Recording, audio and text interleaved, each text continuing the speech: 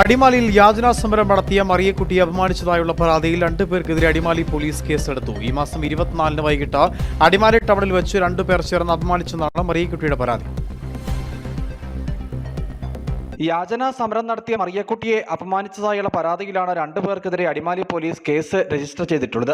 ഈ മാസം 24-ന് വൈകിട്ട് അടിമാലി ടൗണിൽ വെച്ച് 2 പേർ ചേർന്ന് അപമാനിച്ചെന്നാണ് മറിയക്കുട്ടിയുടെ പരാതി. ആശുപത്രിയിൽ എത്തിയ ശേഷം മടങ്ങവേ തന്നെ 2 പേർ വഴിയിൽ തടഞ്ഞു നിർത്തി അപമാനിക്കുകയായിരുന്നുവെന്ന് മറിയക്കുട്ടിയുടെ പരാതിയിൽ പറയുന്നു. എല്ലാവർക്കും ഗുളിക പിടിക്കാൻ പോയതാ.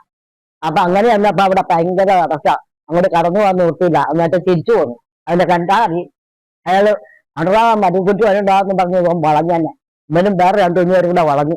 സംഭവത്തെ തുടർന്ന് മറിയക്കുട്ടി അടിമാലി പോലീസിൽ പരാതി നൽകുകയും പോലീസ് കേസ് രജിസ്റ്റർ ചെയ്യുകയുമായിരുന്നു. അസഭ്യം പറയൽ, തടഞ്ഞു നിർത്തൽ, പരസ്യമായി മോശമായി സംസാരിക്കൽ, ഭീഷണി, സ്ത്രീത്വത്തെ അപമാനിക്കുക തുടങ്ങിയ വകുപ്പുകൾ ചുമത്തിയാണ് പ്രതികൾക്കെതിരെ കേസ് രജിസ്റ്റർ ചെയ്തിരിക്കുന്നത്.